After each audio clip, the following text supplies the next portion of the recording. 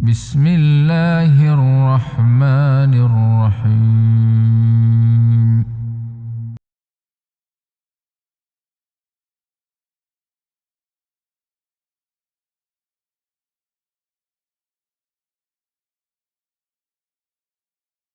Bismillahirrahmanirrahim.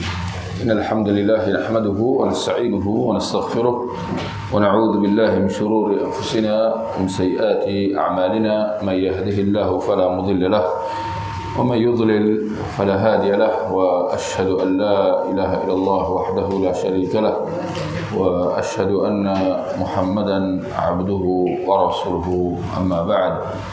Ikhwah, tuan-tuan dan puan-puan muslimin muslimat yang dirahmati Allah, syukur kehadrat Allah Subhanahu wa taala atas kesempatan yang diberikan buat kita pada malam ini. Suara okey ke? Macam dengar-dengar? Tak ada. Okey. Okey. Baik, ikhwah, tuan-tuan dan puan-puan, kita boleh sambung bacaan kita dalam kitab himpunan Risalah Akidah Syekh Muhammad At-Tamimi rahimahullah, perbahasan berkenaan atau risalah beliau kaedah dalam memahami syirik, kaedah dalam memahami syirik atau 4 kaedah dalam memahami syirik.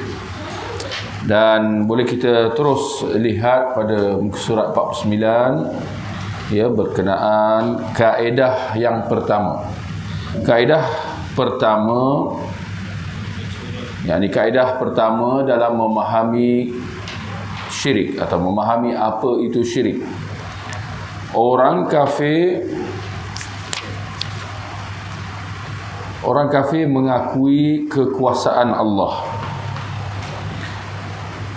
Kata penulis Syekh Muhammad At-Tamimi, hendaklah kamu tahu bahawasanya orang-orang kafir yang diperangi oleh Rasulullah sallallahu alaihi wasallam meyakini bahawa Allah ialah satu-satunya pencipta. Sehingga kita boleh gariskan kenyataan itu, Orang-orang kafir yang diperangi oleh Rasulullah meyakini bahawa Allah satu-satunya pencipta, pemberi rizki, yang menghidupkan dan mematikan dan mengatur segala urusan. Demikian ialah akidah masyarakat Arab jahiliyah, orang-orang seperti Abu Jahal, Abu Lahab.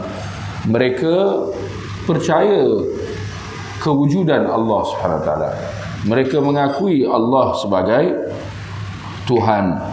Dan ini perkara penting kerana hal ini atau dalam perkara ini ada kekeliruan dalam sebahagian besar kaum muslimin yang menyangka bahawa orang-orang Arab jahiliyah dahulu yang diperangi oleh Rasulullah sallallahu alaihi wasallam, mereka kafir atau mereka musyrik kerana tak beriman dengan Allah atau kerana mereka tak percaya dengan Allah. Ini salah, ini keliru. Kekeliruan ini berlaku sampai ke hari ini. Kalau tuan-tuan lihat, kalau tanya di luar sana, jangan terkejut. Kalau ditanyakan adakah orang-orang Arab jahiliyah dahulu percaya dengan Allah, mereka akan kata mana mungkin dia percaya dengan Allah. Kerana itu dia kafir, kerana itu musyrik, dan kerana itu dia diperangi oleh Rasulullah sallallahu alaihi wasallam. Ini keliru. Bahkan mereka percaya Allah, bukan saja kewujudan Allah, bahkan sebagai pencipta, pemberi rezeki dan seterusnya. Namun kata penulis, keyakinan tersebut tidak menjadikan mereka dikira sebagai orang Islam. Dalilnya ialah firman Allah, qul man yarzuqukum minas sama'i wal ard amman yamliku as-sam'a wal absara wa man yukhrijul hayya minal mayyit wa yukhrijul mayyita minal hayy wa man yudabbirul amr fasayaquluna Allah. Kalau siapa yang boleh baca bahasa Arab tu boleh gariskan fasayaquluna Allah. Faqul afala tattaqun. Katakanlah, yakni wahai Muhammad kepada orang-orang Arab jahiliyah, kepada kaum musyrikin secara khasnya dan umat engkau secara amnya. Siapakah yang memberi rizki kepada kalian dari langit dan bumi, dan siapakah yang berkuasa menciptakan pendengaran dan penglihatan, dan siapakah yang mengeluarkan yang hidup daripada yang mati, yakni menghidupkan, dan mengeluarkan yang mati daripada yang hidup, yakni mematikan, dan siapa yang mengatur segala urusan. Mereka berkata, mereka akan menjawab Allah. Gariskan tu tuan-tuan, mereka menjawab Allah. Maka katakanlah, mengapa kalian tidak bertakwa kepadanya. Surah Yunus ayat 31. Maksud di sini tuan-tuan, bahawa orang-orang Arab jahiliyah, mereka kenal Allah, mereka percaya kepada Allah, mengakui Allah sebagai pencipta, pengurus, pemilik seluruh alam ini, dia yang menghidupkan, mematikan. Mereka percaya itu semua. Dengan kata lain, perkataan Allah tidak asing bagi mereka. Atau boleh saya olah di sini tuan-tuan, perkataan Allah dari mana datang? Perkataan Allah tu bahasa apa? Dalam bahasa apa? Kita akan kata itu dalam bahasa Arab. Soalan yang kedua, perkataan Allah ini, adakah ia diwujudkan sesudah Rasulullah diangkat menjadi Rasul? Baru ketika itu Rasulullah mendatangkan kata nama Allah sebagai Tuhan yang berhak disembah? Jawapannya tidak. Bahkan perkataan nama Allah itu sudah wujud jauh sebelum itu lagi. Ya, kerana itu kita dapati dalam kalangan orang Arab jahiliyah sebelum kedatangan Rasulullah sallallahu alaihi wasallam, ada orang nama dia Abdullah. Ada orang nama dia Abdullah. Ini terang-terang hamba Allah. Yani andaian kata bahawa orang Arab jahiliyah tak kenal Allah, tak percaya Allah sebelum kedatangan Nabi Muhammad, sangat jauh daripada kebenaran, keliru. Bahkan antara ayat yang baru kita baca tadi secara jelas menunjukkan kepercayaan orang-orang Arab jahiliyah yang barangkali mengejutkan sebahagian daripada kita pada hari ini, ya, yang sekian lama mempunyai tanggapan salah tentang orang-orang Arab jahiliyah bahawa mereka tak beriman atau tak percaya kewujudan Allah Subhanahu wa taala, ya. Jadi di sini kita kena tekankan bahawa golongan orang-orang kafir, musyrikin seperti Abu Jahal, Abu Lahab yang diperangi oleh Rasulullah sallallahu alaihi wasallam, mereka mengakui ketuhanan Allah Subhanahu wa taala. Tuan-tuan, ini antara istilah yang biasa kita guna, ketuhanan Allah. Bila kita kata mereka mengakui ketuhanan Allah, dengan kata lain, mereka mengakui sifat rububiyah Allah Subhanahu wa taala. Ya, rububiyah, Rabb, ketuhanan Allah. Bila kita kata ketuhanan Allah, apa yang kita faham?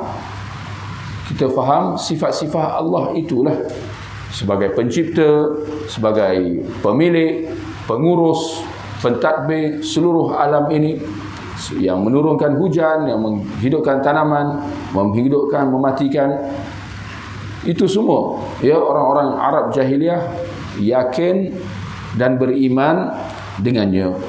Sekalipun demikian, keyakinan mereka akan ketuhanan Allah tidak cukup dan tidak menjadikan mereka Islam, bahkan tidak memelihara darah dan harta mereka daripada diperangi oleh Rasulullah sallallahu alaihi wasallam.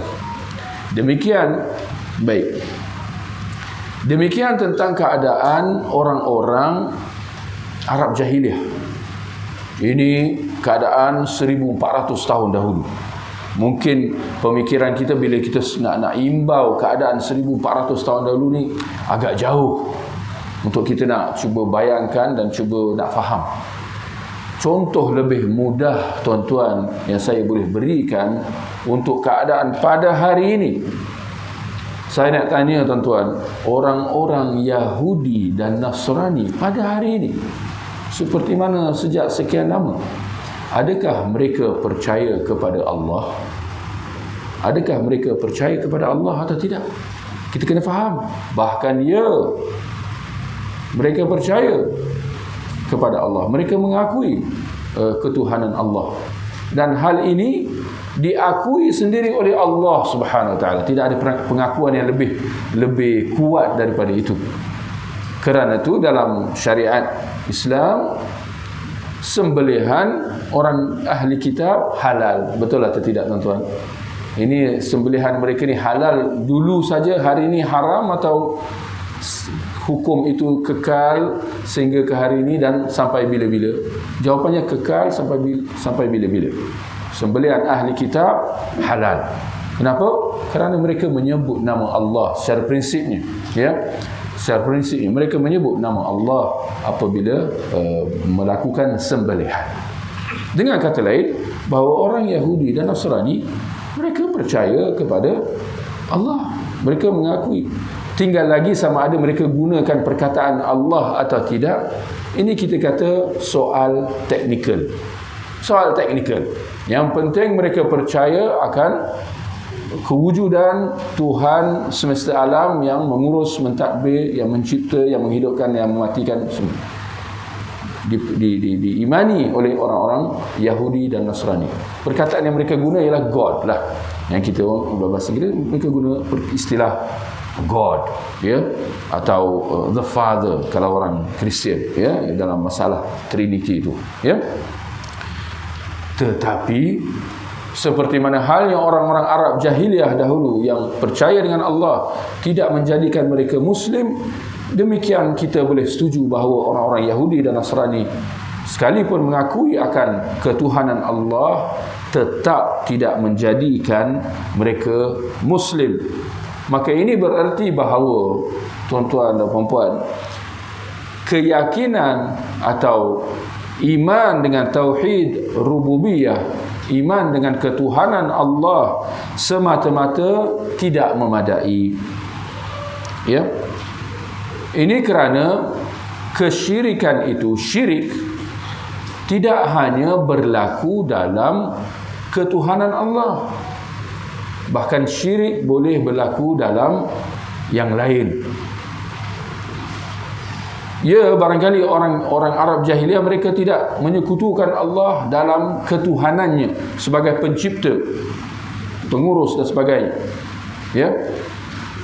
Mereka mengaku Allah pencipta dan seterusnya, ya.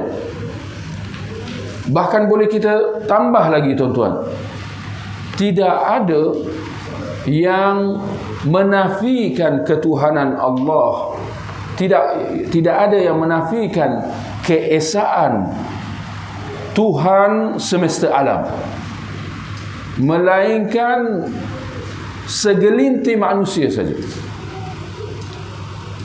Yani manusia secara fitrahnya mengakui akan adanya Tuhan semesta alam.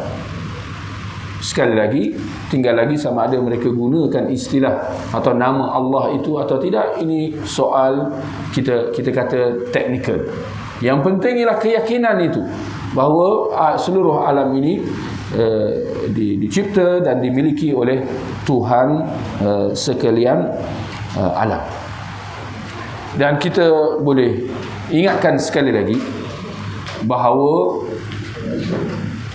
beriman dengan ketuhanan Allah, beriman dengan Tuhan semesta alam, atau beriman dengan tauhid rububiyah. Ini antara istilah-istilah yang kita boleh gunakan. Tauhid rububiyah. Atau kalau rasa tak nak guna istilah tauhid rububiyah, tak ada masalah. Kita kata beriman dengan ketuhanan Allah, atau beriman dengan Tuhan semesta alam. Maksudnya mengakui bahawa Allah ialah pencipta, pemberi rezeki, menghidupkan, mematikan, yang mengurus tadbir seluruh alam ini. Itulah dia beriman dengan ketuhanan Allah, beriman dengan Tuhan semesta alam, atau beriman dengan tauhid rububiyah. Jadi fokus tuan-tuan, tauhid rububiyah atau fokus tentang ketuhanan Allah, dia menjurus kepada kita mengesakan perbuatan Allah. Segala apa yang Allah buat khas bagi dia. Maka dia dalam penciptaan, dia maha pencipta. Dalam menghidupkan, dia maha menghidupkan, maha mematikan, maha yang memberi rezeki, yang menurunkan hujan, menghidupkan tanaman. Itu semua perbuatan siapa tuan-tuan? Menghidupkan, mematikan, turunkan hujan, hidupkan tanaman. Itu semua perbuatan siapa? Perbuatan Allah. Maka kita esakan perbuatan-perbuatan Allah itu, kita katakan itu khas bagi Allah sebagai pencipta, pengurus dan seterusnya. Itu diistilahkan sebagai tauhid rububiyah.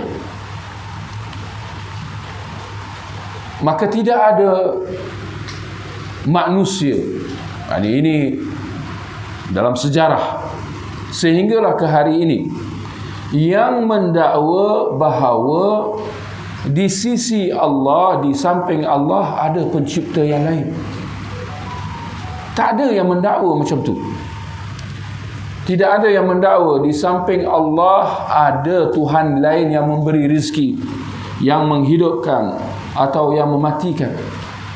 Yang pastinya itu keyakinan orang-orang Arab jahiliyah, bahawa Allah satu-satunya Tuhan yang mencipta, yang menghidupkan, yang mematikan, yang mengurus seluruh alam ini. Mana dalilnya? Kalau tuan-tuan boleh ambil catatan sikit, ya, kita tuliskan ayat-ayat ni, nama surah dengan nombor ayat dia. Itu sudah cukup. Bila balik nanti boleh kita lengkapkan. Mana dalilnya terhadap apa yang kita sebutkan tadi? Allah kata, firman Allah, wala in sa'altahum man khalaqas samawati wal ard la yaqulunna Allah. Dan jika engkau bertanya kepada mereka, siapa mereka? Orang-orang Arab jahiliyah. Siapa yang menciptakan langit-langit dan bumi? Nescaya mereka berkata Allah. Tanpa syak, tanpa ragu, tanpa teragak-agak. Hebat tak hebat orang-orang Arab jahiliah ni daripada satu sudut lah, ya. Mengaku bahawa Allah yang cipta langit-langit dan bumi. Jangan sekali-kali kita mengandaikan bahawa orang-orang Arab jahiliah ni, Abu Jahal, Abu Lahab, mereka kata yang cipta langit bumi ni lah patung-patung yang mereka sembah. Itu bukan keyakinan mereka. Mereka tak percaya macam tu. Mereka tak sejahil itu. Mereka jahiliah, hidup zaman jahiliah, tetapi tidak sejahil itu, ya. Dalam surah Al-Mu'minun, tuan-tuan, tadi surah Luqman ayat 25. Tulis Luqman ayat 25. Kemudian surah Al-Mu'minun ayat 86 dan 87. Allah kata, Qul man rabbus samawati sab'i wa rabbul arshil azim. Katakan, yakni wahai Muhammad, kepada umat engkau, siapa Tuhan? Siapa Tuhan? Langit-langit 7 dan Tuhan Arash yang agung. Yakni bukan saja mereka percaya akan Tuhan pencipta langit, maka mereka percaya langit itu ada 7. Dan ini benda-benda gaib yang mereka percaya. Bahkan mereka percaya akan adanya Arash yang agung. Ini kepercayaan orang Arab jahiliyah. Sayaqulun Allah. Mereka akan kata Allah. Allah pemilik langit, bumi, bahkan pemilik Arash yang agung. Ya. Di sini saya nak tarik perhatian tuan-tuan. Pada hari ini, apabila ditanya di mana Allah, atau apabila ditanya tentang ayat thumma stawa 'alal 'arsy, mereka kata istawa di sini maknanya istaula. Kemudian Allah menakluk arsy. Ya, itu takwil sebahagian ahli kalam. Kita kata sungguh kasihan, kerana orang Arab jahiliyah pun tidak kata macam itu. Allah dia mencipta langit, bumi dan arash, kemudian Allah istaula, kemudian Allah menakluk arash itu. Dengan erti kata lain, sebelum Allah istaula, sebelum Allah menakluk arash itu bukan di bawah takluk dan jajahan Allah. Boleh faham? Sebab Allah menakluk, maknanya dia menakluk itu datang kemudian. Maknanya arash sebelum ditakluk oleh Allah terlepas daripada genggaman dan pemilikan dia. Sedangkan dalam ayat yang baru kita baca tadi, surah Al-Mu'minun ayat 86, orang Arab jahiliyah ditanya siapa pemilik arash yang agung, mereka sudah siap mengaku bahawa itu pemilik Allah. Tak ada Allah nak takluk, tak ada. Boleh faham? Ini sekadar faedah, ya. Di samping banyak ayat-ayat yang lain, termasuk dalam surah Yunus. Tulis tuan, surah Yunus ayat 31. Allah kata, "Qul man yarzuqukum minas sama'i wal ard." Siapakah yang menurunkan rizki buat kamu dari langit dan bumi?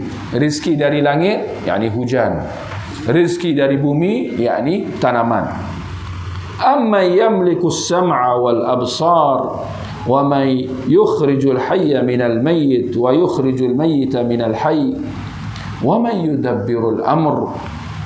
Dan siapa yang memiliki penglihatan dan pendengaran dan penglihatan, dan yang menghidupkan dan yang mematikan, dan yang mengurus tadbir alam ini, fasayaqulun Allah. Mereka akan berkata Allah. Ayat demi ayat menunjukkan perakuan orang-orang Arab jahiliyah akan ketuhanan Allah subhanahu wa ta'ala. Justru tuan-tuan, bila kita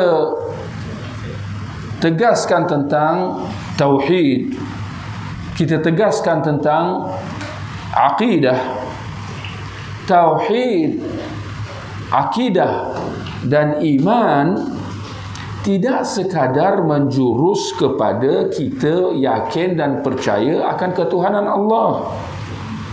Tak cukup. Ini tiga istilah tuan-tuan. Akidah, tauhid, iman. Perbahasan dalam ketiga-tiga ini tidak cukup dengan kita sekadar mengakui akan ketuhanan Allah sebagai pencipta, pengurus, pentadbir. Tidak memadai, ya, kerana orang-orang Arab jahiliyah sudah sedia mengakuinya.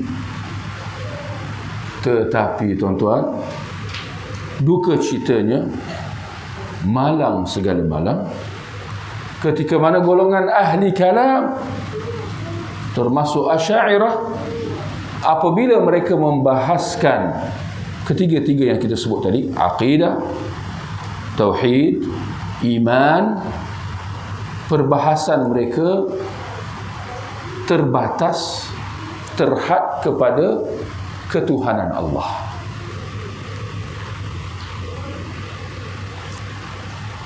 Apa tu akidah? Apa tu iman? Apa itu tauhid? Di sisi golongan ahli kalam, termasuk Asy'ariyah, mereka kata engkau yakin dan percaya akan ketuhanan Allah. Jika engkau yakin dan percaya macam tu, bahawa Allah Tuhan, maka engkau beriman. Engkau telah mentauhidkan Allah, dan engkau telah engkau telah mengesakan Allah. Ya, di situ pemahaman golongan ahli kalam. Kerana itu bila mereka membahaskan akidah, mereka kata apa? Allah wujud, qidam, baqa, mukhalafatuhu lil hawadith. Lihat satu persatu apa yang mereka tetapkan di situ. Allah wujud, maknanya Allah ada. Mengakui apa? Allah wujud, mengakui apa tuan-tuan? Mengakui kewujudan Allah. Qidam, maknanya Allah sejak wujud, Allah tu sejak azali. Baqa, maknanya Allah maha kekal, Allah bukan sementara, Allah tak mati. Mukhalafatu lil hawadith, maknanya Allah sifat-sifat dia beza dengan sifat-sifat makhluk. Qiyamuhu binafsih, itu apa? Mengakui bahawa Allah berdiri sendiri, maknanya dia tidak ada pembantu, tidak ada rakan kongsi, tidak ada isteri, dan seumpama tidak ada anak. Allah berdiri sendiri. Wahdaniyah, Allah tu esa. Sebagai pencipta, pengurus, pentadbir, Allah tu esa, dia satu. Tak ada pencipta yang lain, tidak ada pengurus, tidak. Qudrah, Allah berkuasa. Bila dia dah bila kita mengaku Allah pencipta, pengurus, mati, maknanya dia ada kuasa lah di situ. Ya. Iradah, Allah ada kemampuan. Ilmun hayyun, Allah ada ilmu, Allah hidup. Pendek kata tuan-tuan, dalam semua apa yang disebutkan di sini, semuanya menjurus kepada apa tuan-tuan? Menjurus kepada apa? Kepada mengakui ketuhanan Allah. Nothing more, nothing less. Sekadar itu. Mengakui ketuhanan Allah Subhanahu wa ta'ala. Dan rasa duka itu dia tidak terhenti di situ. Apabila mereka, golongan ahli kalam, apabila mereka menghabiskan sekian banyak masa dan tenaga, buku-buku berjilid-jilid ditulis oleh ilmuwan-ilmuwan mereka, ilmuwan ahli kalam, mereka bahaskan tentang akidah, tauhid, iman. Mereka bahas kitab-kitab berjilid-jilid tuan-tuan. Bukan pada satu generasi, bahkan bergenerasi-generasi sampai ke hari ini. Perbahasannya semua tentang apa? Tentang ketuhanan Allah, bahawa Allah tu wujud. Dan disebutkan tuan-tuan, ada baru di zaman mutaakhir ini, ada seorang ilmuwan ahli kalam, dia tulis buku tebal tak tebal macam itulah, lebih kurang, ya. Tajuk dia apa? La ilaha illallah. Bagus atau tidak tajuk dia? Bagus atau tidak tajuk dia?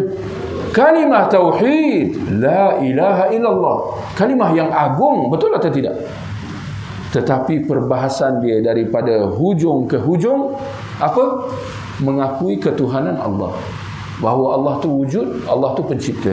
Sadaqallahul azim. Rugi tak rugi? Cacat tak cacat? Dangkal tak dangkal? Maknanya dia tidak membawa apa-apa perubahan. Dia tak tambah, dia tak kurang terhadap apa yang telah sekian lama diyakini dan dipercayai oleh golongan Arab jahiliyah dahulu. Sebab itu tuan-tuan, kita sering tekankan bila kita sebut la ilaha illallah, awas. Pastikan anda memahami maksud la ilaha illallah tu, paling kurangnya terjemahannya kena tepat. Kita ada banyak sebut sebelum ni. Betul tuan-tuan? Jadi la ilaha illallah jangan sekali-kali diterjemahkan sebagai tiada Tuhan kecuali Allah. Kalau kata macam tu, itu juga yang dikatakan oleh Abu Jahal, Abu Lahab. Tiada Tuhan. Tuhan maknanya apa? Pencipta, pengurus, pentadbir, yang menghidupkan, yang mematikan, kecuali Allah. Demikian orang Arab jahiliah kata. Bahkan demikian orang Yahudi dan Nasrani kata. Betul atau tidak? Orang Yahudi Nasrani sampai hari ini mereka mengakui akan wujudnya Tuhan yang Maha Esa, yang mencipta dan yang mengurus seluruh alam ini. Jangan kita kata la ilaha illallah, tiada Tuhan kecuali Allah. Sebaliknya apa? Yang betul apa? Tiada sembahan kecuali Allah.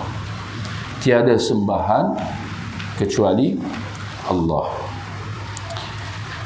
Baik, kemudian kita lihat demikian kaedah yang pertama dalam memahami apa itu syirik. Bahawa orang kafir mengakui ketuhanan Allah. Afwan, tuan-tuan, boleh tak tajuk yang di atas ni, yang tuan-tuan nampak tajuk di atas ni, ini bukan ditulis oleh penulis asal kitab ni, Syekh Muhammad. Syekh Muhammad dia tak letak tajuk-tajuk, tetapi tajuk ni dia letak oleh penterjemah ke atau yang penerbit ke. Jadi sangat boleh ditukar sedikit tajuk tu. Orang kafir mengakui, tukar kekuasaan tu kepada ketuhanan. Sangat lagi cantik dan lagi lagi menyeluruh. Orang kafir mengakui ketuhanan Allah, ya. Boleh, InsyaAllah tuan-tuan setuju, ya. Ketuhanan tu lagi tepat, ya. Sebab orang kafir bukan sekadar mengaku kekuasaan Allah, bahkan mengakui ketuhanan Allah SWT. Baik, kita lihat kaedah yang kedua. Kaedah kedua, orang kafir bertawassul kepada Allah dengan menyembah selain Allah, ya.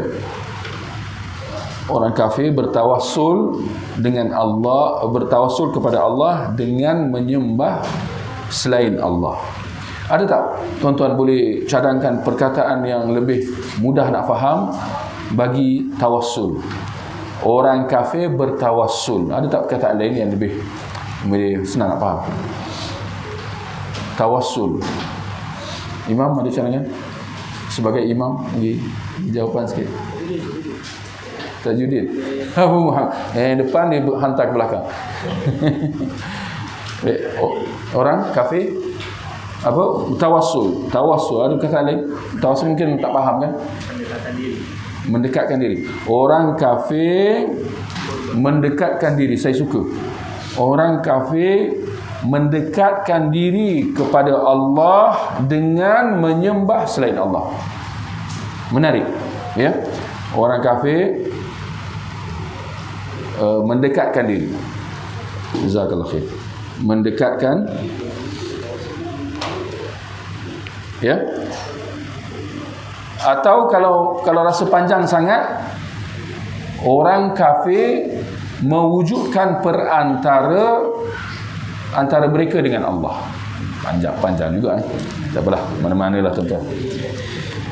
Baik, kata penulis Syekh Muhammad At-Tamimi, mereka yang melakukan syirik berkata, tidaklah kami berdoa dan menunjukkan permintaan kami kepada mereka, yakni sembahan selain Allah, melainkan agar mereka dapat mendekatkan diri kami kepada Allah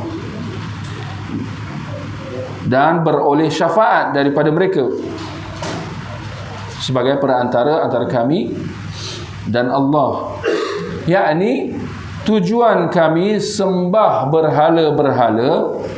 Ya, ini orang-orang Arab jahiliah dulu. Bila kita dah kata mereka percaya dengan Allah sebagai pencipta, pengurus, semua, mereka percaya tu semua tentang Allah. Jadi datang soalan cupu mas dia. Kalau kau dah percaya dengan Allah, yang kau pergi sembah berhala ni semua buat apa? Engkau pergi buat patung-patung semua ni buat apa? Sampai ada 360 patung dalam Kaabah. Betul? Ini semua patung-patung ni untuk apa? Jawapan dia, kerana mereka nak mendekatkan diri mereka dengan Allah melalui patung-patung tersebut. Yakni sekali lagi tuan-tuan, ada kaitan dengan Allah juga. Berhala-berhala tu, patung-patung, jangan lupa orang-orang Arab jahiliah, mereka tidak sekadar menyembah patung. Banyak lagi tuhan-tuhan dia. Kita kata di samping patung, mereka sembah pokok, mereka sembah batu, mereka sembah malaikat, mereka sembah matahari, bulan, mereka sembah orang mati, mereka sembah kubur. Itu bentuk kesyirikan orang Arab jahiliah. Banyak tuan-tuan ni, patung je dah dalam Kaabah je ada 360. Tambahlah tuan-tuan dengan jenis-jenis tuhan-tuhan yang lain yang mereka sembah. Semuanya, pokoknya, batunya, orang matinya, malaikat, bulan, bintang yang disembah tu, semuanya tujuannya apa? Tidak lain dan tidak bukan untuk nak mereka dekatkan diri mereka dengan Allah Subhanahu Wa Taala.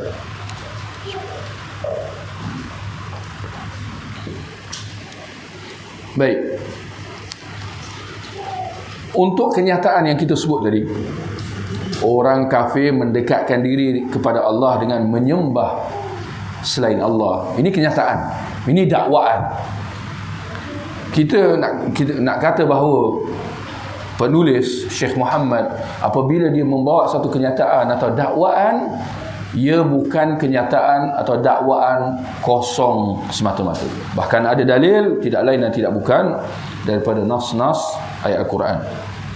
Dalil mengenai keinginan mereka untuk mendekatkan diri kepada Allah. Keinginan orang Arab jahiliah, kaum musyrikin, kuffar, Abu Jahal, Abu Lahab. Firman Allah, wallazina takhadhu min dunihi awliya.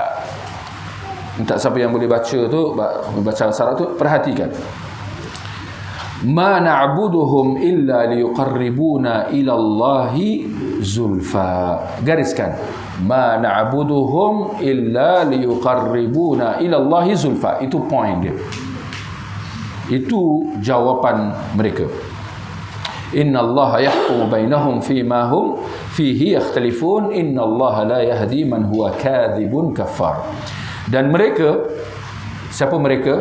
Orang-orang Arab jahiliah, kaum musyrikin, kuffar, yang mengambil pelindung.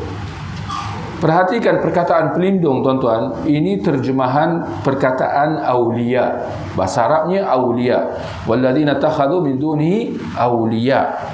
Apa artinya awliya? Awliya dia adalah kata jamak bagi wali. Wali. Kenapa saya sebut ni? Sebab kita dah biasa dengan perkataan wali. Wali ni, wali tu, wali songo, entah apa benda, kan? Wali. Wali Allah, wali syaitan. Tapi perkataan awliya kita jarak tak biasa guna. Tapi itu yang digunakan dalam ayat ni. Tapi dia adalah kata jamak bagi wali. Apa artinya wali, tuan-tuan? Penterjemah dikata pelindung. Bahkan kita kata ada lebih daripada makna pelindung. Maka tuan-tuan boleh catat makna wali ini. Sama juga bila kita kata wali Allah. Apa artinya wali Allah? Ya. Maka kita kata wali yang pertama maknanya penjaga. Sebab tu bila urusan kahwin kena ada wali, kan? Maknanya apa? Apa artinya wali dalam kahwin? Penjaga. Di samping penjaga, wali maknanya apa? Pelindung. Pelindung dah sebut dah. Di samping itu kita kata wali maknanya teman rapat. Teman rapat, atau kita kata penjaga, teman rapat. Apa lagi? Ustaz Amir? Ada lagi? Apa? Penjaga, teman rapat. Ada banyak tapi 3 wifi dia perlahan. Bukan. Wali, perkataan wali itu sendiri. Penjaga, teman rapat, pemilik, ya. Pemilik.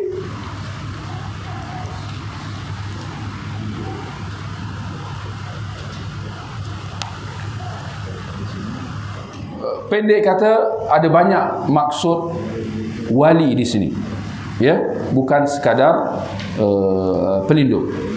Baik, tak apa. Dan mereka yang mengambil penjaga, pemilik, pelindung, teman rapat selain Allah untuk menjadi pelindung mereka, untuk menjadi penjaga mereka dan seterusnya. Kami tidak menyembah mereka melainkan supaya mereka mendekatkan diri kami kepada Allah sedekat-dekatnya. Gariskan itu semua, tuan-tuan. Kami tidak menyembah. Buat beberapa garisan di bawah perkataan menyembah. Melainkan supaya mereka mendekatkan diri kami kepada Allah. Gariskan perkataan Allah. Jelas di situ. Sekali lagi, pengakuan orang-orang Arab jahiliyah, kaum musyrikin kufar akan Allah. Bukan sahaja mereka mengakui kewujudan Allah, bahkan mereka berusaha dengan gigih untuk mendekatkan diri kepada Allah. Kan daripada satu sudut bagus tu. Bagus atau tidak? Orang Arab jahiliyah, Abu Jahal, Abu Lahab, berusaha gigih nak mendekatkan diri kepada Allah. Bukankah itu semua yang kita lakukan? Betul atau tidak? Daripada satu sudut lah, ini sangat luar biasa. Sangat luar biasa. Tinggal lagi ramai yang keliru dan salah faham tentang pendirian dan pegangan orang Arab jahiliyah, musyrikin Mekah. Ya. Baik, kita sambung lagi. Adapun dalil yang menunjukkan mereka mengharapkan syafaat. Baik, yang pertama tadi mendekatkan diri kepada Allah. Ya, tuan-tuan nak gariskan sebelum tadi, mendekatkan diri kepada Allah. Ini satu usaha daripada satu sudut kita kata sangat murni. Adapun dalil menunjukkan bahawa mereka mengharapkan syafaat Allah. Gariskan, mengharapkan syafaat Allah. Allah kata wa ya'buduna min dunillah ma la yadhurruhum wa la yanfa'uhum wa yaquluna haula'i syufa'auna 'indallah. Gariskan, wa yaquluna haula'i syufa'auna 'indallah. Dan mereka menyembah selain Allah. Sekali lagi, gariskan perkataan menyembah. Menyembah selain Allah. Sesuatu yang tidak dapat mendatangkan mudarat kepada mereka dan tidak pula dapat mendatangkan manfaat. Mereka berkata, siapa berkata tuan-tuan? Orang musyrikin Arab jahiliyah. Mereka, yakni yang kami sembah, sembahan-sembahan itu ialah pemberi syafaat kepada kami di sisi Allah. Gariskan, pemberi syafaat. Pemberi syafaat. Saya nak tanya tuan-tuan, apa artinya syafaat? Apa artinya syafaat? Tadi tawassul. Tawassul kita kata mendekatkan diri. Pertolongan. Mengharapkan pertolongan, bantuan, dan seumpamanya. Di sini tuan-tuan, pengakuan orang Arab jahiliyah bahawa mereka sembah berhala-berhala tu Untuk apa? Kerana mereka nak dapatkan pertolongan, bantuan, assistance daripada berhala-berhala patung-patung tu. Ya, ni daripada satu sudut kita kata memang tak cerdik lah. Tapi daripada satu sudut kita tak dapat nak lari daripada mengatakan macam bagus. Sebab dia nak dapatkan pertolongan untuk satu yang murni, untuk nak dekatkan diri kepada Allah. Bila nak dekatkan diri kepada Allah tu, dia kena ada pertolongan dan bantuan, kan? Macam bagus tapi tak bagus, ya. Baik, ini dalam surah Yunus ayat 18. Syafaat, kemudian kata penulis, syafaat terbahagi kepada dua, syafaat yang tertolak, manfi, ya. Ini istilah lah. Syafaat yang diterima. Apa syafaat tadi kita kata? Pertolongan, ya. Pertolongan yang tertolak, pertolongan yang diterima. Syafaat yang tertolak ialah syafaat yang diminta daripada selain Allah. Gariskan. Syafaat yang tertolak ialah syafaat yang diminta dari selain Allah. Maksudnya apa, tuan-tuan? Kalau kita nak minta pertolongan, bantuan, syafaat, kita kena minta dengan siapa? Allah. Minta tolong dengan Allah, minta bantuan daripada Allah, minta syafaat daripada Allah. Jangan pergi melilau ke sini ke sana nak minta syafaat dari si fulan, sini situ. Jangan. Minta syafaat daripada Allah dalam perkara yang tidak mampu dilakukan oleh sesiapa. Bagus. Ini perincian di sini. Bila kita nak minta tolong dalam perkara yang tidak mampu dilakukan oleh sesiapa kecuali Allah. Bila kita nak minta tolong, hari-hari kita minta tolong, betul tuan-tuan? Hari-hari ayah minta tolong dari anak, majikan minta tolong daripada pekerja-pekerja, atau pekerja minta tolong daripada majikan. Macam-macam minta tolong. Jadi minta tolong ni ada perincian lah, ada pembahagian. Minta tolong dengan orang yang hidup dalam benda-benda yang dia boleh tolong. Amat bawa sini buku, amat bawa pergi hantar ke sana kotak sebagainya, kita minta tolong di situ. Kalau benda yang dia boleh buat, tak ada masalah. Dengan orang yang hidup, tak ada masalah. Tapi keyword dia apa? Yang benda minta tolong dalam benda-benda yang tidak mampu dilakukan oleh sesiapa kecuali Allah. Seperti apa, tuan-tuan? Benda-benda kita minta tolong, benda-benda yang hanya Allah boleh yang boleh bagi. Apa dia? Minta rezeki, minta hujan, barakallahu fiik, minta kesembuhan, minta kesihatan, minta zuriat, minta jodoh. Ini semua benda-benda yang kita nak minta tolong, tetapi tidak ada yang dapat memberinya kecuali Allah, ya.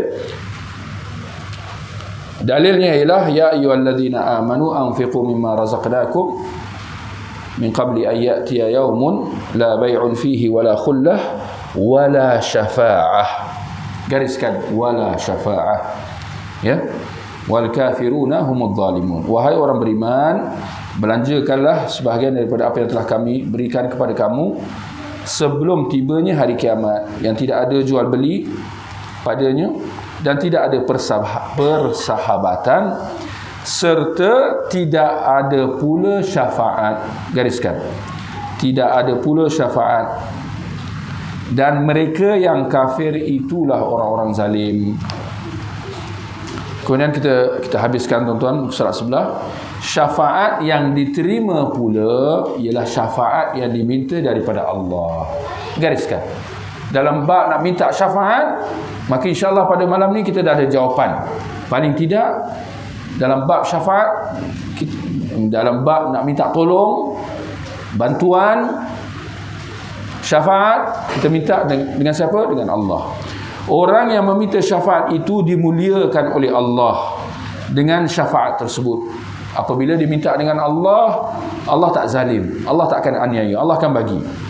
Manakala orang yang mendapat syafaat ialah mereka yang kata-kata dan perbuatannya diredai oleh Allah selepas keizinannya. Ada dua syarat di situ, tuan-tuan. Orang yang dapat syafaat siapa? Mereka yang kata-kata dan perbuatannya diridai Allah. Nombor satu. Itu nombor satu. Siapa mereka yang kata-kata dan perbuatannya diridai Allah? Pendek kata, orang beriman. Pendek kata, orang beriman. Orang berimanlah kata-kata dan perbuatannya diridai Allah. Kerana mereka mengucap kalimah syahadah, mereka melakukan hal-hal ketaatan. Syarat yang kedua, selepas keizinannya. Bila Allah izin bagi syafaat, baru dapat syafaat. Kalau Allah tak izin, tak dapatlah syafaat itu. Seperti mana firman Allah, man dzalladzi yashfa'u 'indahu illa biiznih. Tiada siapa yang dapat memberi syafaat di sisinya melainkan dengan izinnya. Surah Al-Baqarah ayat 255. Ringkas katalah, tuan-tuan, ini supaya fikiran kita jelas, ya. Sering kita dengar nak minta syafaat, ya, pergi ke kubur, pergi minta dengan orang mati, seru tah nama macam-macam. Antara sebab ialah nak minta syafaat.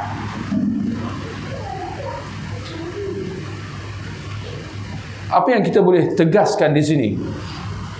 Bab urusan meminta syafaat bukan di dunia. Urusan minta syafaat di akhirat nanti. Jadi orang yang keliru dan bersusah payah ke hulu ke hilir, ke sini ke situ, pergi ke kubur ni, pergi ke, nak minta syafaat, sedangkan masanya belum tiba. Betul? Hanya keliru, sehabis keliru tentang bab syafaat tersebut. Sedangkan syafaat urusannya di akhirat nanti. Dan siapa orang pertama yang akan diizinkan oleh Allah untuk bagi syafaat? Siapa, tuan-tuan? Siapa, tuan-tuan? Nabi Muhammad sallallahu alaihi wasallam. Kalau kita dah faham benda tu, tuan-tuan, gerangan apa?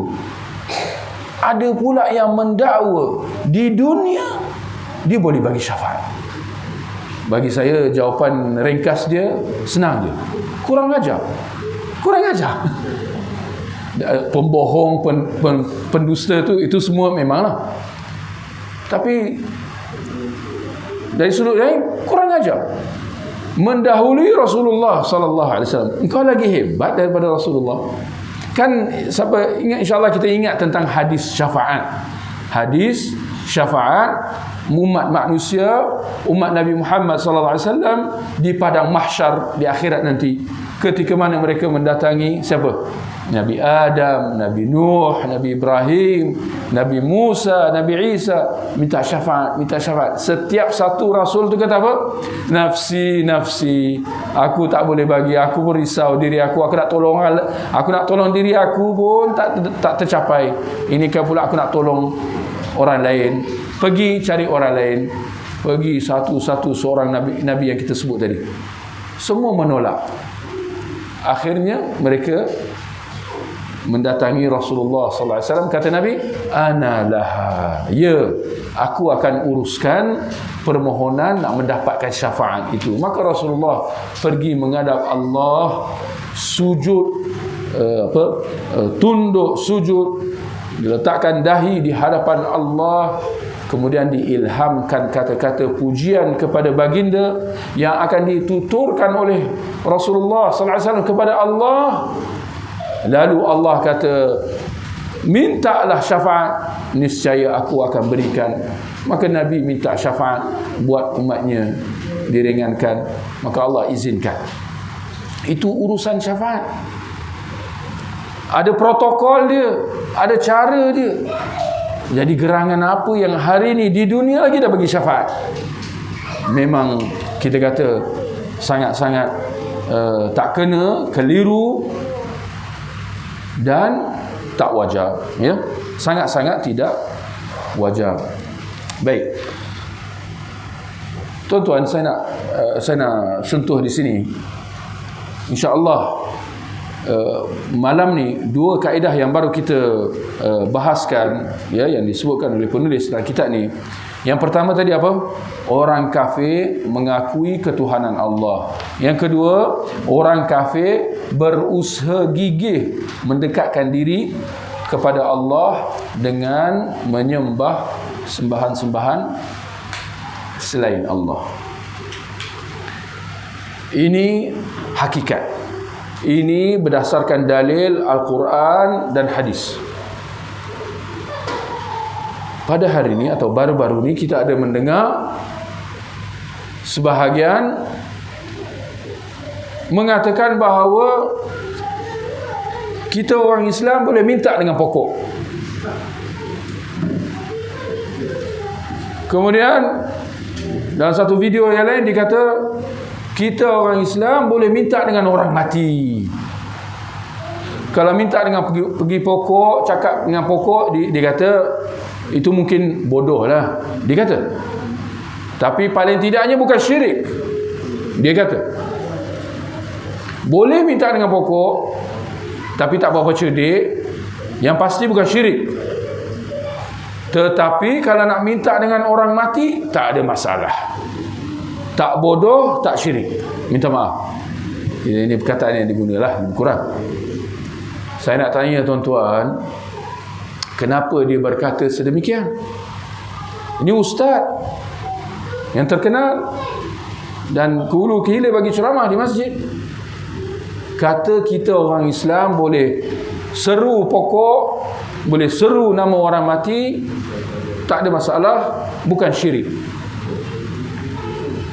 Di sini sebenarnya apa yang telah kita jelaskan tadi tentang pendirian dan pegangan orang Arab jahiliah tadi, di samping kekeliruan tentang golongan ahli kalam, tadi kita ada sentuh kan, bahawa golongan ahli kalam menganggap bahawa tauhid, akidah dan iman itu ialah yang kau percaya dengan Allah. Suatu dia kata kau seru pokok, tapi yang penting kau yakin Allah yang bagi. Kau seru orang mati, tapi yang penting kau yakin Allah yang bagi. Itu dia golongan ahli kalam. Golongan ahli kalam fokus dia ialah yang penting yakin percaya dengan Allah. Itu ahli kalam. Suatu mereka kata la ilaha illallah, tiada Tuhan kecuali Allah. Engkau Muslim. Kalau engkau kata la ilaha illallah dengan erti tiada pencipta, tiada Tuhan kecuali Allah, kemudian kau pergi ke kubur ataupun tersesat pergi ke pokok, tak ada masalah. Itu bukan syirik. Yang penting yakin Allah bagi. Dengan kata lain, perkataan dia yang penting yakin Allah bagi, dalam konteks kuliah kita pada malam ini, makna dia apa? Yang penting Allah bagi. Maknanya apa? Yang penting yakin Allah Tuhan. Yang penting yakin Allah Tuhan. Sedangkan kita kata demikian adalah keyakinan dan kepercayaan orang Arab jahiliah. Orang Arab jahiliah dia memang kata yang penting Allah bagi. Dia kata, orang Arab jahiliah kata macam tu. Dia yakin macam tu, bahawa Allah pencipta, Allah yang turunkan rezeki, Allah yang beri segala-gala, Allah yang bagi. Sama sekali dia tak kata yang bagi rezeki aku ni tu berhala tu, yang aku baru cipta semalam. Habis sebelum ni siapa bagi? Dia tak kata macam tu. Tapi ini kekeliruan golongan ahli kalam. Tuan-tuan, antara banyak kekeliruan golongan ahli kalam, mereka kata orang Arab jahiliah tak percaya dengan Allah. Ahli kalam kata. Suatu definisi syirik dia, definisi syirik bagi ahli kalam ialah mendakwa ada Tuhan selain Allah. Ada pencipta, pemberi rezeki, yang menghidupkan, yang mematikan selain Allah. Itu syirik. Suatu dia kata minta pokok boleh, yang penting yakin Allah bagi. Tapi kalau kau yakin pokok tu yang bagi atau orang mati tu yang bagi, itu syirik. Loh, kita kata orang Arab jahiliah pun tak percaya macam tu. Ini hakikat, ini fakta, dalil di depan kita dalam Al-Quran. Nampak keliru tak keliru tuan-tuan? Maksud di sini tuan-tuan, dia kata macam tu Kita boleh minta dengan pokok, minta dengan orang mati. Yang penting yakin Allah bagi. Dia kata macam tu kerana bagi dia akidah, tauhid, iman ialah yakin ketuhanan Allah. Dan hampir dia tidak bahaskan sama sekali persoalan tentang menyembah Allah semata-mata, mengesakan Allah dalam sembahan. Maka kita tak minta, kita tak berharap, kita tak berserah, kita tak minta perlindungan kecuali dengan Allah. Mereka tak bahaskan itu semua. Maka tak ada masalah kalau minta, memohon, berharap, berserah, bergantung kepada selain Allah. Bagi mereka tak ada masalah. Kalau minta dengan orang mati, tak ada masalah. Itu bukan syirik. Bukan. Itu tawassul. Tawassul ni bukan ada cara-cara dia. Ini tawassul. Bahkan ini ikhtiar. Ikhtiar. Allah kata apa? Fa idza azamta fatawakkal 'ala Allah. Kalau kau dah berazam dengan berusaha gigih, baru kau bertawakal. Maka dia kata kami berikhtiar dan berusaha dengan pergi ke kubur orang mati. Maka itu bukan syirik. Jadi keliru pemahaman mereka tentang apa tu akidah, pemahaman tentang apa tu iman, apa tu tauhid. Keliru sehabis-habis. Ini tak kurang dahsyat. Tak kurang dahsyatnya. Sebab tu kita kata akidah, iman dan tauhid tidak memadai dengan kita kata Allah tu Tuhan. Sebaliknya, kita kena esakan Allah dalam segala amal ibadah yang kita buat. Maka kalau kita berdoa, kita seru di alam ghaib, kita memohon, minta tolong, minta bantuan, berserah, tawakal, tidak lain dan tidak bukan kepada Allah. Jangan meminta, berharap, berserah, bertawakal, meminta pertolongan, menyeru nama-nama di alam ghaib selain daripada Allah. Jangan diseru, wahai Abdul Qadir Al-Jalani. Siapa Abdul Qadir Al-Jalani? Ini orang yang dah mati, Nun jauh di sana. Wahai Habib Noh. Siapa Habib Noh? Tu kubur dia, Nun jauh dekat selatan sana. Diseru nama-nama yang orang yang tak hadir di depan. Maknanya apa? Maknanya diseru nama-nama di alam ghaib. Kita orang Islam tak boleh seru nama-nama sesiapa kecuali Allah. Sebab tu tuan-tuan, dalam banyak doa-doa yang kita belajar, dalam banyak doa-doa zikir harian, pagi, petang yang kita baca hari-hari, biasanya dimulakan dengan apa tuan-tuan? Allahumma. Betul atau tidak? Allahumma. Atau kalau kita nak mulakan sesuatu, kita kata apa? Bismillah. Tak ada zikir cari tuan-tuan, mati tak jumpa. Tak ada zikir bermula ya Rasulullah. Ya Rasulullah, atau ya Ali, ya Husain, ya Habib Noh. Tak ada doa zikir mula macam tu. Kenapa? Tidak lain dan tidak bukan kerana itu syirik. Dan Islam membantras syirik sehabis-habis dari mula sampai akhir. Betul atau tidak? Tapi ini hanya bagi mereka yang faham tentang, ini hanya bagi mereka yang faham apa tu akidah yang benar, apa tu tauhid dan apa tu iman yang benar. Bukan sekadar iman dan keyakinan orang-orang Arab jahiliah dahulu. Ya. Baik, insya-Allah saya ingat kita boleh berhenti di situ. Di sini ada yang bertanya. Dia kata mohon pandangan tentang wanita bernikah yang terpaksa membuka nikah, menggantikan nikah dengan mask untuk bekerja. Adakah ia termasuk semah lemah iman? Baik, persoalan tentang niqab ini keluar topik lah. Soalan tentang niqab atau apa tu niqab sebelum tu, penutup muka. Penutup muka, ya.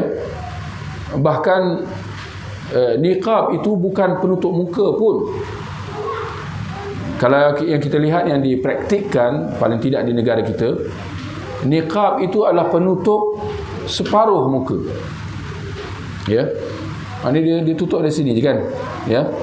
Melainkan kalau ada yang tutup muka semua dan dia buka bahagian mata saja. Ini mungkin kita nampak di Timur Tengah. Betul?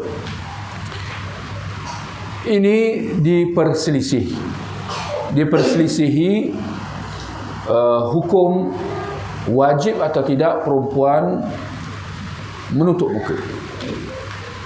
Bermula dengan perbahasan adakah muka atau wajah serta kedua-dua tapak tangan perempuan aurat atau tidak.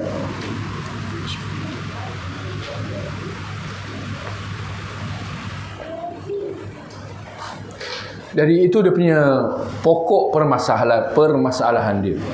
Sama ada wajah dan kedua-dua tangan perempuan itu aurat atau tidak. Jadi ada pandangan. Ada pandangan yang mengatakan wanita itu aurat dari hujung kepala ke hujung kaki. Maka termasuklah muka dan kedua-dua tapak tangan. Dan ini pandangan yang dipegang oleh ulama ilmuwan di tanah Arab Saudi. Ya. Mereka berpegang dengan pendirian itu. Ini pendirian dalam masalah fiqh ni. Pendirian dalam mazhab Hanbali. Berbanding jumhur mengatakan bahawa bahkan muka dan kedua tapak tangan perempuan tidak aurat. Tetapi sekiranya perempuan itu memilih untuk menutup muka dan kedua tangan dia, maka itu afdal. Apa artinya afdal? Lebih baik. Maknanya buat dapat pahala, kalau tak buat tak ada masalah. Maknanya sunat lah, bukan wajib. Seperti pendapat pertama. Pendapat pertama kata sunat. Pendapat pertama kata wajib. Pendapat kedua, pendapat jumhur, mereka kata hukumnya sunat. Ya. Jadi dan ada perbahasan. Ada perbahasan yang bagi saya tak kurang menariknya.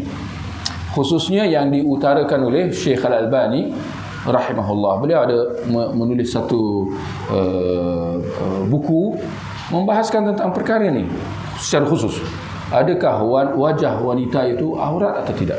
Dan beliau membawakan dalil-dalil dan membahaskan dalil-dalil yang digunakan oleh pendapat yang mewajibkan. Dan ada kisah di sebalik itu. Beliau sampai dikritik sebagai orang yang nak meliberalkan wanita.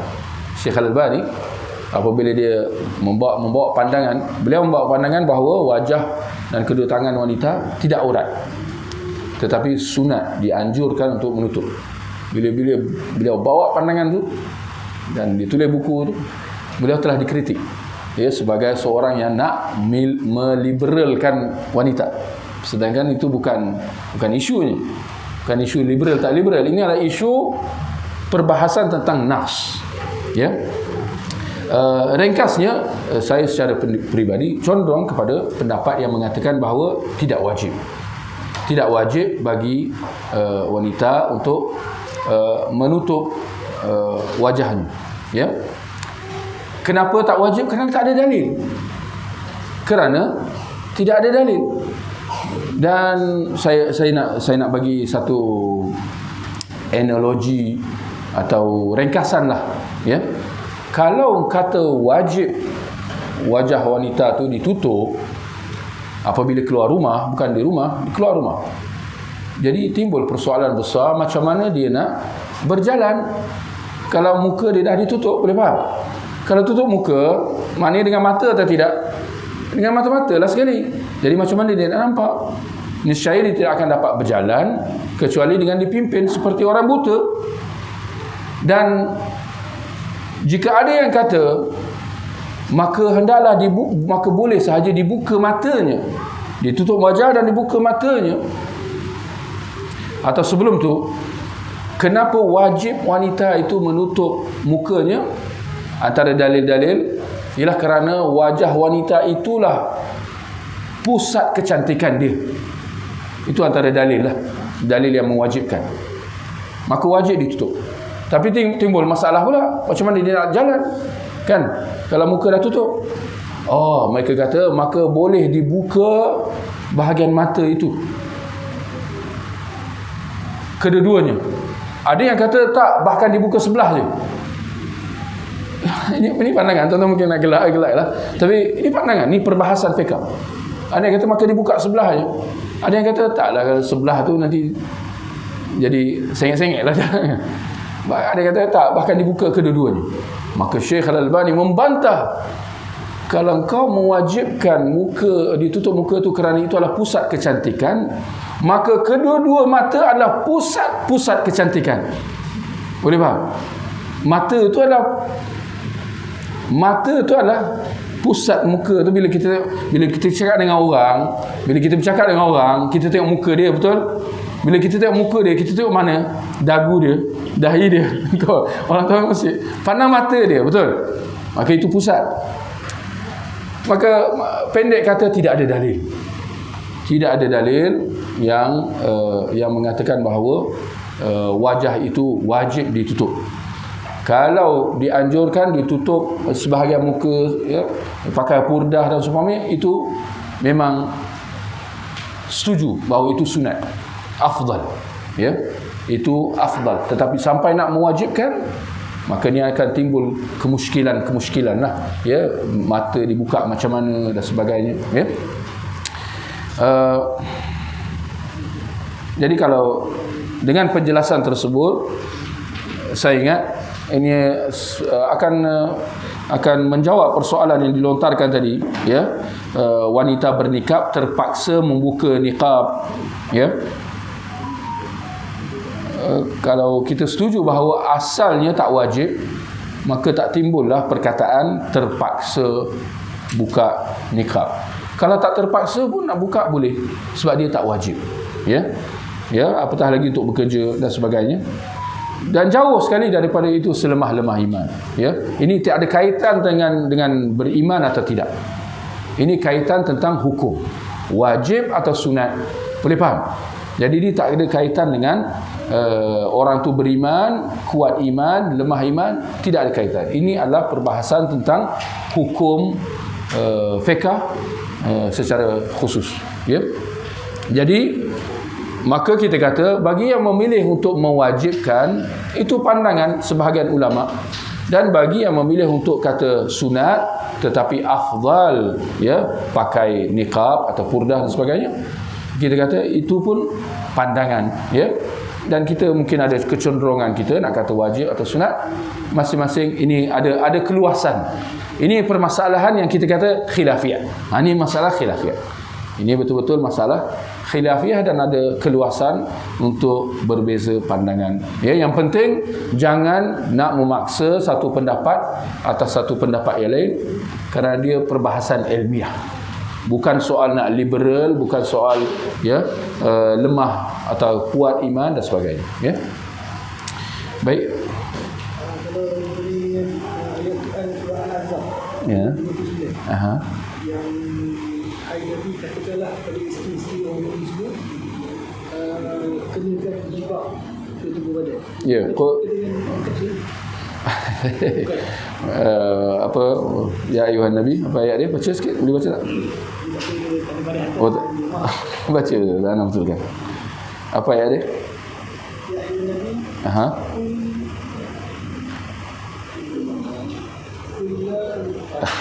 Nombor berapa? Ayat nombor berapa? 29. Dia perbahasan dia semua kembali kepada ayat berapa tadi? 39. 59.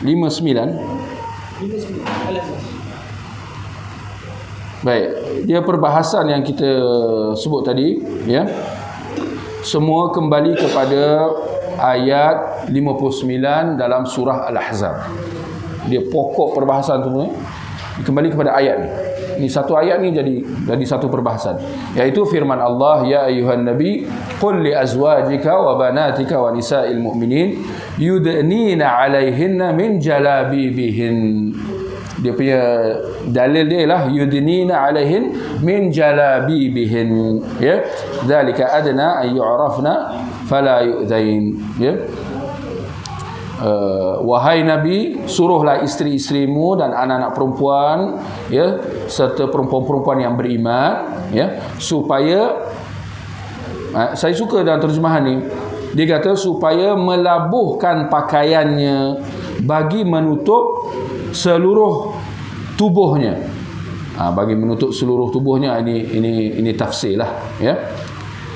Dia persoalan dia kembali kepada apa maksud jilbab. Apa maksud jilbab? Ini dibahaskan oleh Syekh Al-Albani rahimahullah, dan beliau tegaskan bahawa jilbab sama sekali bukan maksudnya purdah. Jilbab sama sekali bukan pakaian yang diletakkan di atas kepala dan menutup semua. Ibarat, saya nak bagi pembayangan supaya tuan-tuan faham, jilbab tu bukan ibarat seperti pakai guni. Guni, tahu guni? Pakai guni apa ditutup? Ditutup semua. Depan, belakang, atas, bawah semua tu.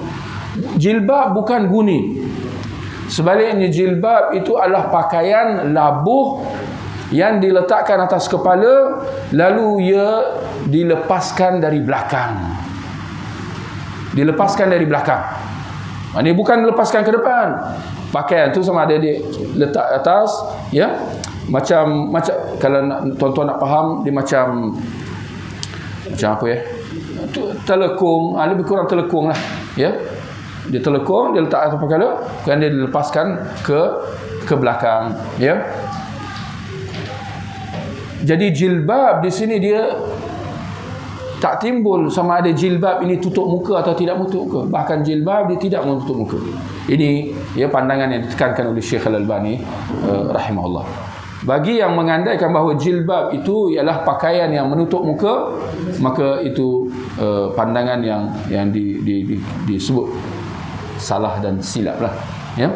Itu jadi memang ada khilaf, ada perbahasan tentang ayat ni, dan ada pandangan-pandangan, ya, tentang maksud jilbab itu sendiri. Baik, insya-Allah ada soalan tanya lain?